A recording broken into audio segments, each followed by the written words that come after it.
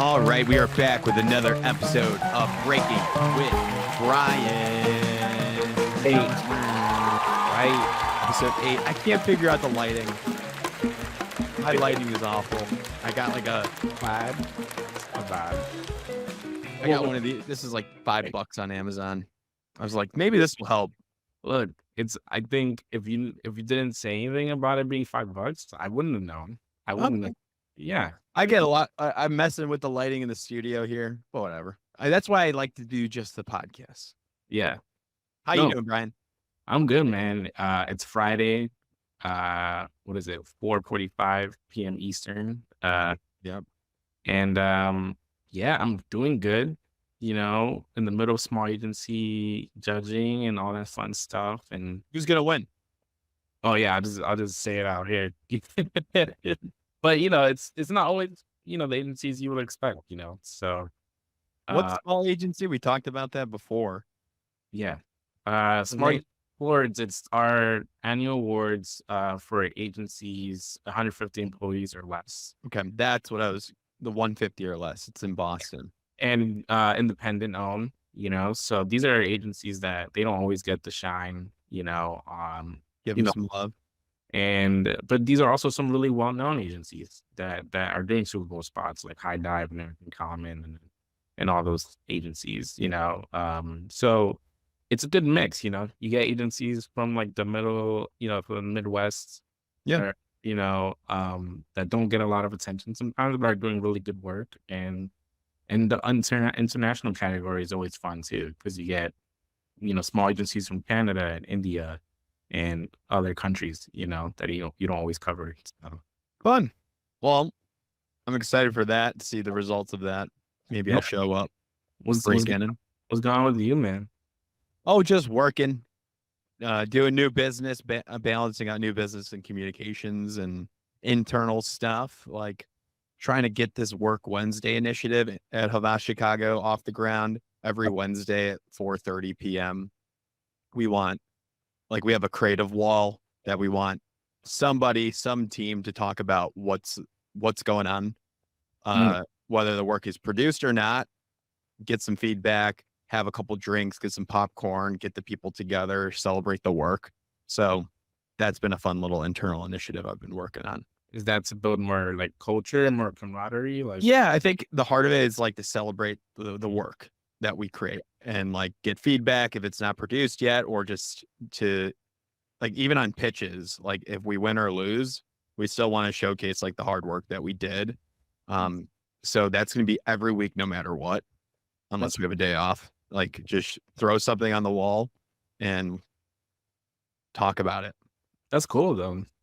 Yeah. We'll see if I can get it figured out. But I think I had to cancel it 3 times. So I did an apology video. Maybe I'll share that. I recorded. You're a bit of a masochist. Like you like these like weekly engagements. I don't know. Like oh yeah. I don't know. Yeah, I don't know. I don't know what I get myself into sometimes. What are we going to talk about, Brian? We got a couple things. We have a special guest. It's Can we say? Yeah, sure. Recurring guest at this point. Right. Our Lindsay first one. Rittenhouse, our senior reporter at Age. He did a really I thought timely and insightful piece on the diversity landscape in the industry and the role of DE&I, and is it disappearing? And, you know, so stay tuned for that at the later half of the episode. Yeah. Thank you, Lindsay Rittenhouse, senior reporter at Age. Recurring guest, first time we've had a recurring guest. Yeah. Milestones. Episode 8. We're still doing it. Every 2 weeks we post an episode. So Lindsay will be at the back half, but we're going to talk a little bit. We're going to, maybe your mic's getting tired of you. I don't know. Maybe. Yeah. I got to switch it over. Oh, really? There it is. All right. We're keeping it in there. We're not editing out. Doing it live. We're doing it live. We're doing it. Yeah. What do we want to talk about though before Lindsay comes on? We can say whatever we want. Yeah. It's our show. I think it's your favorite topic, Gen Z. Oh, yeah. Well, look, I mean, in case people didn't see it, um, Adage is calling on Gen Z to write maybe the next great column piece, article, on Adage. We just put a call out this week that anyone 26 years old or younger, we want to hear from you guys. We want to hear pitches for just guest pieces on what is top of mind for the Gen Z audience right now. It could be tech, it could be anything, honestly, creativity, diversity. So yeah, I'm excited. Yeah, it's I want called to, Gen Z Voices, the yeah, series dedicated to exploring Gen Z perspective on marketing, technology, social media, and the future of the ad industry. So I think it's free, right? You just yeah. essays about 800 to 850 words, but they Mhm. can be longer. You email genz at adage.com. I kind of want to do this. I am in that. I would talk about why Brian's episode is the most interesting thing in ad trade coverage. How old are you? I don't even know. 26. Oh yeah, I'm Gen Z. gotta get on it, man. I'm gonna get on it. This is the last year for you to. They're probably like, no, I'm a Gen Z forever, Brian. No, but I meant like, the cutoff's 26, right? Yeah. Yeah. I am the oldest of Gen Z, Yeah. which is fun. I'm young. Yeah. Yeah. Yeah. Yeah. So I have to defend Gen Z whenever people are like, oh, Oh, they're, really? yeah. Because I'm like, no, they're good. We're good. No, but look, I thought it was good because we've really ramped up our Gen Z coverage, starting from last year especially. And I thought this is a great way to like give Gen Z a chance to say something. And a lot of times when we do op-eds, it is, the CEO of a major agency or whatever. It's a big time executive. And, we don't always get to hear from Gen Z, people like yourself who are doing big things, but maybe, like you're not the CEO yet of a major agency, So I don't know. What are your thoughts? What do you think? I think they should do this. Get in there, make a name for yourself. You have something to say, get it out there. It's a great opportunity. I just got a text as well from Ken Bates. He sent me, that's why I was a little distracted there. Ken Bates is like a writer here in Chicago. He works at Vital Proteins right now. Okay. He's like a research guy and just insanely smart copywriter, just loves this industry. He just sent me a text that Greg Hahn mentioned us in a YouTube video, Mischief Mindset Masterclass. So I kind of want to find that and play it. Hey, What he said. shouldn't you have mentioned Yeah. like breaking into it? Or? Yeah. So he mentioned. Oh, that's massive, bro. Anyways, if he sends me the timestamp, I'll pull it up.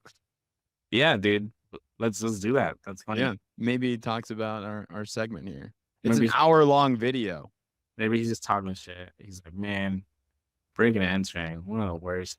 Oh my! Oliver's episode's good. Yeah, I gotta check that out. They're fun. What are your what was your big takeaway? Like if we had to take one. Well, that was the day we recorded. It was the earthquake in New York. Mm. Big takeaways. I was re-listening to it because it was a while ago and talked about, loving the company you work for and embodying the brand and like how do you delineate the two? Because he's all in on mischief. But then I asked him about like having kids and stuff. And I Yeah. thought that was interesting, like because I see myself in him. I want to be like him. So I asked him about family life and like did having kids make him more hungry and more eager? And he said no, it actually like helped him create boundaries because when you love what you do so much, you want to work all the time. But when you have kids, it forces you to create those boundaries and really focus on what's important and balance out better. So That's that good. was a fun little portion of the conversation. You should have an episode on something like that, like parents and industry. Yeah, caregivers. Yeah, Yeah, how do you deal with that? No, I think that's a great thing. Hey, look, setting the boundaries before you have family or kids or whatever, I think it's even better if you can, you know. I think it's important for just your mental health. Totally. Maybe we need to get like a boundary expert to help me out and help you. I don't know if you have the same issue. I did actually until I would say until this year. It was a bit, challenging to kind of separate the two and um just your personal life and your work life. And when you're younger, you're just like so focused on just, I guess, going up the ladder and shit and all that. And you can't sacrifice your mental health, because you're gonna burn out and it's just not gonna work out, in the long run. So Maybe I should maybe I should write on the Gen Z column about this. yeah, dude. My desire to burn out, it seems like. How do we mitigate that? A call to help.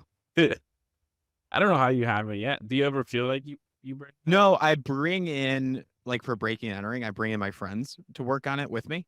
So it's a good balance. Like even when we're in the trenches. So, we're podcasting. There is no trenches. Like we're still like hanging out and just having a good time, and I can trust them. Well, I think that's a good lesson too. Like surround yourself with people you like if you're gonna work up, Totally. Just Right. like when you like are looking at an agency or a publication to work at, if you are going to be working long hours because you love the stuff that you're doing, you want to be with good people that Yeah. are friendly. But yeah, look, I think this episode, I just wanted to beyond the Gen Z, I wanted to highlight one story, and then I did want to dedicate the rest of the story to the I thought was the important topic we talked about with Lindsay. So yeah, this story, I actually worked on it with Ewan Larkin, our agency reporter, who, if you haven't met yet, you should. He's killing it and doing great things, and he's hasn't been here that long yet, and he's doing great. So, but yeah, this story title is "Why Marketers Are Taking Over Reviews from Consultants and How Agencies Can Adapt." New business. I mean, I know you like new business, Gino. But yeah, like new business is the lifeblood of the industry, and we just started hearing that more CMOs are just handling things. I don't know if you're seeing that, but we're just hearing that there are some less consulting pitches.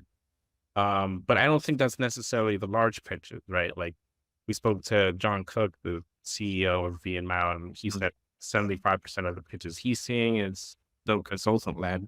But then we spoke to a major consultant who said reviews for them was down 50% year over year. And, why does this matter? Right. And I think it matters because, the tried and true formula is like get to know consultant, get to know a CMO, right? If CMOs are taking over more, I think the formula changes for agencies on how do you pitch, who should you get to know. You should always be getting to know CMOs, but do the CMOs have the same bandwidth to know as much about different agencies as consultants do, right? That becomes a challenge where, I've spoken to CMOs and they, they'll be honest and tell me they don't know a lot of agencies. They don't follow certain parts of the industry as closely, which I know sounds like funny, but they're busy, they're focused on much, and so your PR, your marketing becomes even more important as a agency. And that could be tough if you're not as known or you're not getting as much coverage or anything like that. Um, I don't know, like, and yeah, I don't know if you have any thoughts on that, but that was kind of like the big takeaway. So less consultancies are in the mix, you're saying. Well, on some level, I think, Or they're- pitch right, yeah. But I also think CMOs are getting a little smarter. These are people that have worked on the agency side, and we had some people say that some CMOs feel like they can handle, these reviews on their own. It could be a cost cutting thing, So, it's just an interesting trend happening. Yeah, I think, and I turned the mic off. I think it's broken finally. I think it's done. After all this time. Yeah. It's kind of sad. I might have to do like a little Little funeral. Yeah. Um, I think with the landscape, the competitive landscape of all the different agencies out there, like we need to figure out a way to brand ourselves as agencies and stick out and it starts with the work. I'm a firm believer that it starts with the work that that agencies create, and that should be the new business driver. But then it's also culture. How do you show up in the world? How do you interact? Like, what's the press looking like? So if there's any, if it's a reminder to agencies that they need to do better advertising, I like that. And I think any sort of reminder for that motivation is crucial because it raises a standard for us all. So that's just like my high level Friday at 4:02 p.m. Dead brain quick synopsis. If it's pushing us to do better, then I like that. Well, what do you know, like, do you think it's harder for like an agency like Havas, obviously, like you have a different like you have a heritage and things like that, like versus like if you're just starting out now, and like you kind of can build your narrative or story from the jump, like, Yeah, you're talking about like like small versus like heritage brand agency. yeah, yeah, Well, I think any agency can create good work and they can, get the right people and get, and push what they're currently doing. Um, yeah, sometimes I think about small agencies and how they have that opportunity to create their own narrative too. But there's also benefits of being in a large agency where you can tap into all those resources and you can tap into that heritage. So, it's a balance for sure. yeah. But yeah, no, it's just, seeing how that's moving. It's important just to like, I think acknowledge it. I think, some people like to, feel like it's just a fad or it's just a phase for certain things. And um, I do think like new business is like getting a little more complicated than it's ever been. And we're seeing agencies build new offerings like the X&O guys who you had on. And, like, is the future just like building different offerings now to like make yourself look more attractive to client? I don't know. But New tool, new system, procedures. yeah, Yeah. yeah. I mean, look, that's just like, I thought that was interesting. And like, I wanted to highlight before we got into the Yeah. big, meaty part of this. I don't know. Any final thoughts before we hand it over to Lindsay? Like, Let me see if I can pull up this clip of what Greg said about breaking entering. you find it? I have the timestamp 54:42. And I might edit this out if it's bad. It can't be bad. It can't. He was speaking at where? This was on a YouTube video, The Mischief Mindset Masterclass by Greg Hahn, posted by Broke Ad School. Oh yeah, I remember. I saw. I didn't watch the video, but I saw it when you posted. Yeah. 54:42. Yeah. Any podcast recommendations? Ah, there it is. Podcast, Fearless, Creative, by Charles Daly. Trying to think of offhand. I mean, I love, because I'm a big fan of like psychology and behavioral economics. I love Hidden Brain, which just, how people think. I like cultural podcasts. Breaking and Entering is a great podcast. It's all about how to get into advertising. They talk to a lot of good leaders and people who are trying to break in, and it's really valuable resource that, again, I wish I had when I was trying to get in. Thank you, Greg. How did that feel? Feels good. He's a good guy, and he's obviously a icon right now and has been for a while now. So, thanks for being a part of it, Brian. Yeah, I mean, you should, if you don't soundbite that and put it on your website or whatever. I don't know, man. Like, Yeah, that's not a bad idea. No, look, do that. And like, it's genuine when Greg's saying it, I think he's a genuine dude. So, yeah, no, big ups. Big ups. Good work, Brian.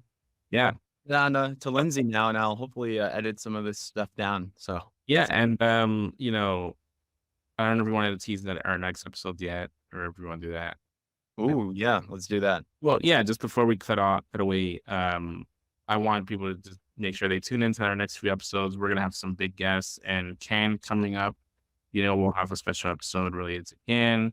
But yeah, we're working together on getting some interesting guests, executives in the industry, and we're gonna try to mix up the format. So I hope people like it. Yeah, pitch us. Yeah, pitch us. Anyone? Gino at breakenterpod.com. Feel free to do your thing. Yeah, he's much more organized than I am. So reach out.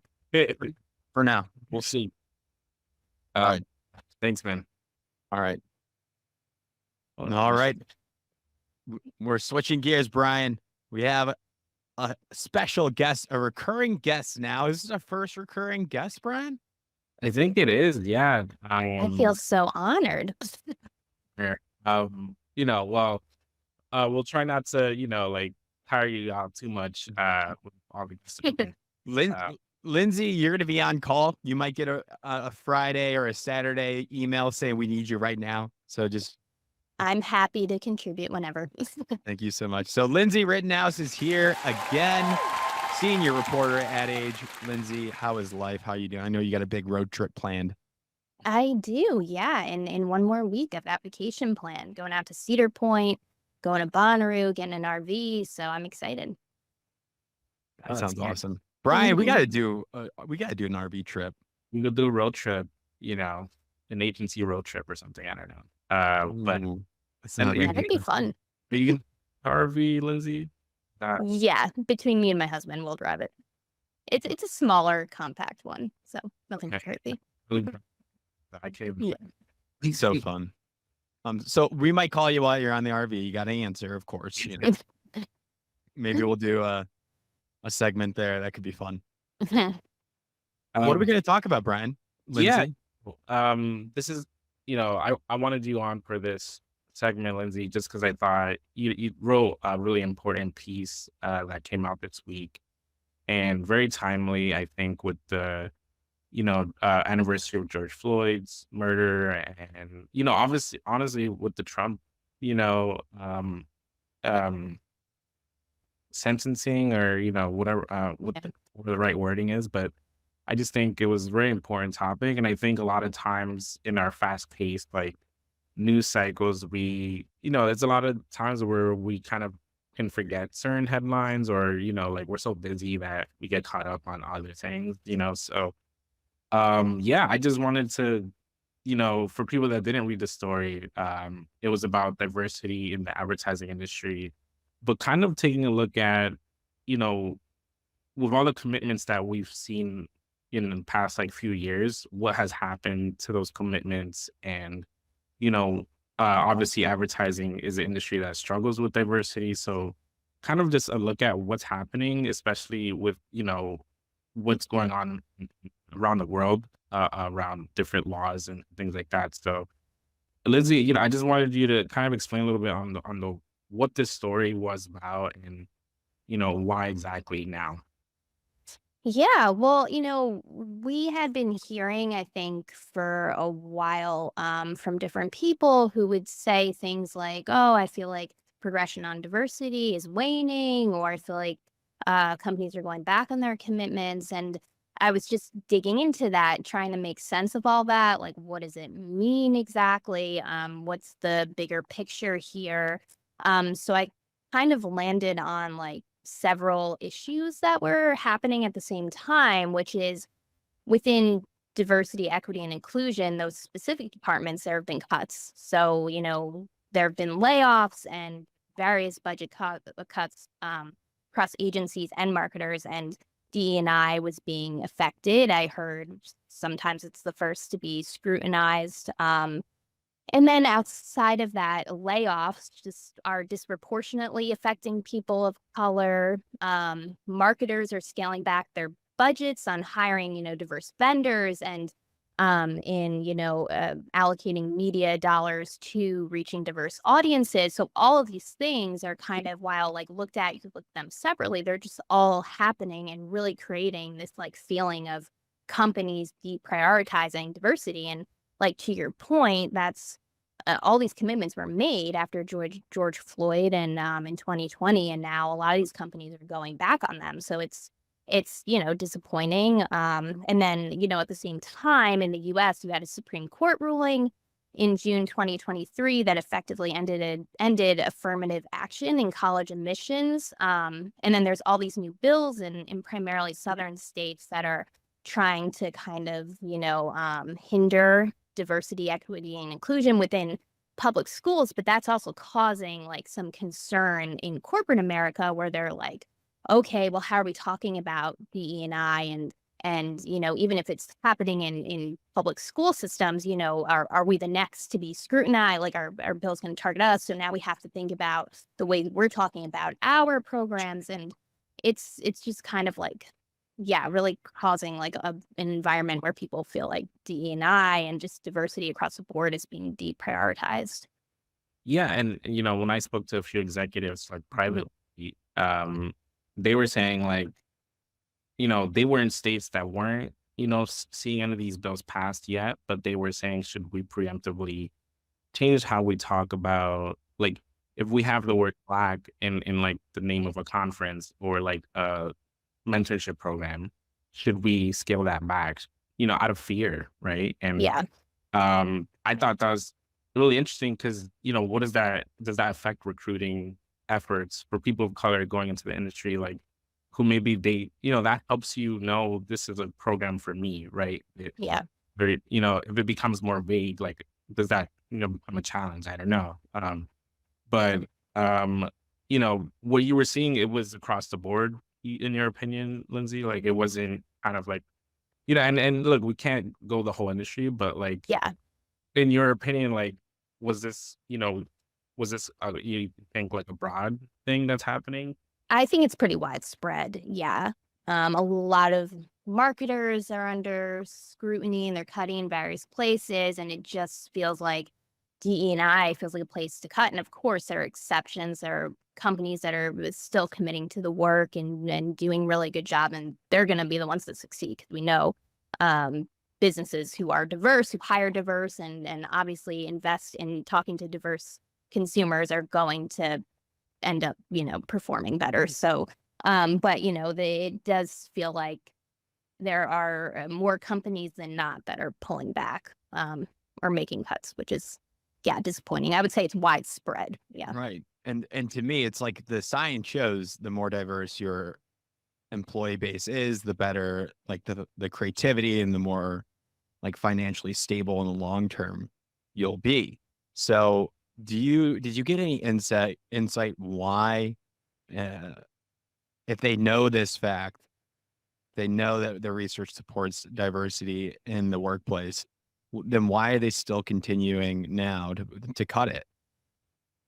That is a really good question. I feel like it's just every conversation I had was why, because there's just been so many, business cases for diversity, and I don't have an answer for you. It's just, I mean, Yeah. I Yeah. stopped sort of like calling it just racism. I don't know, like what is Yeah. it? It's hard. And part of it is, you mentioned earlier, Lindsay, like historically, these are the departments that usually get cut first in bad times. And I think it may be just like the industry acting how it always has acted, right? Yeah.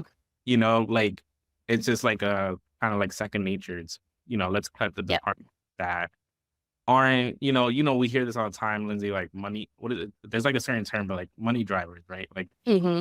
view DNI as clear cut revenue drivers where you can point like, but I think that's an old way of looking at it, right? Like, Yeah. you have conferences now like, Black Week that are trying to change that notion that like diversity, doesn't have a direct correlation, to or DNI specifically doesn't have a direct correlation to business results. But I think that's, if I had to like put something on it, like I think it is that idea, Yeah. And I think a lot of companies still, a lot of agencies anyway, you're seeing some agencies like centralize and they're calling it all talent operations across a holding company.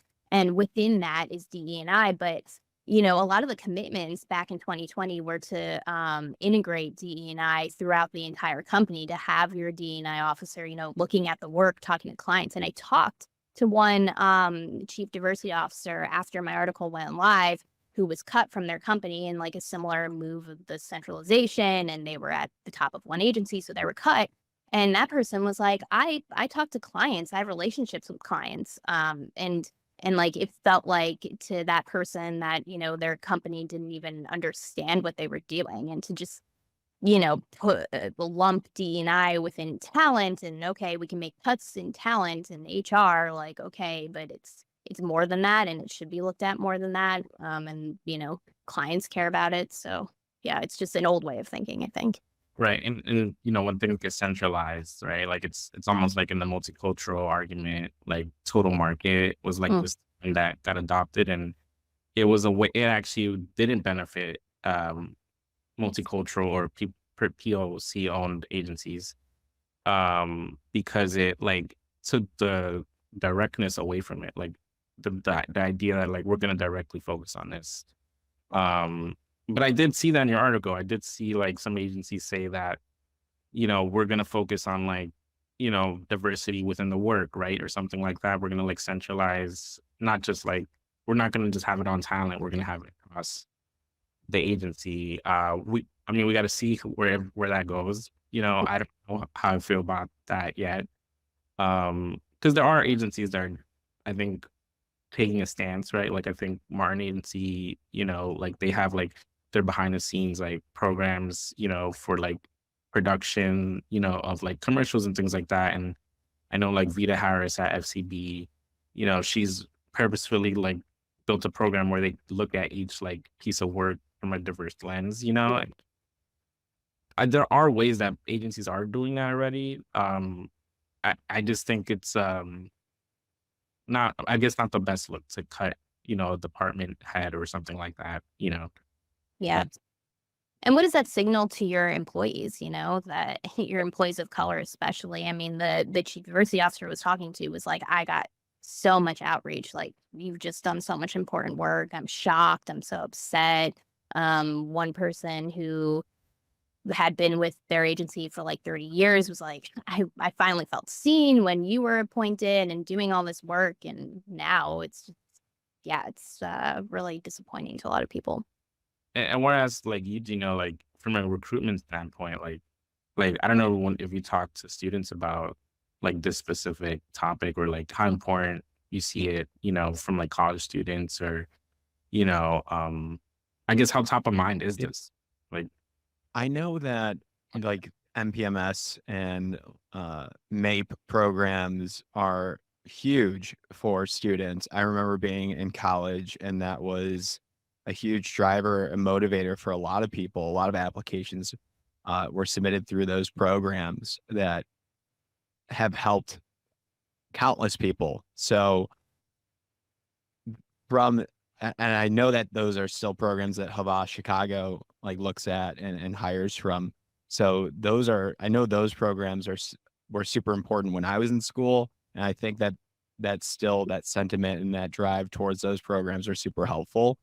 And there's a lot of agencies that back those. So I'm hoping that those programs can still get recognized. And I see that students still look to those as a North Star. Mm-hmm.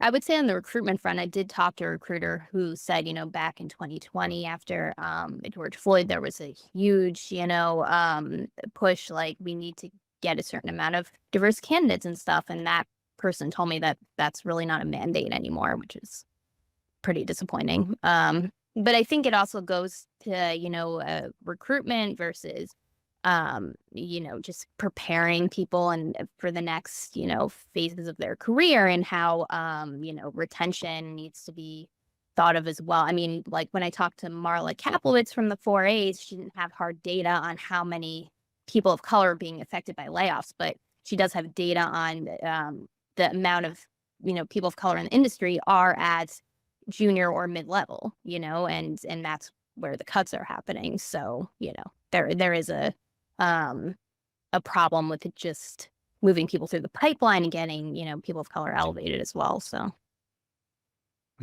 It's important to recognize this. So I appreciate you covering it.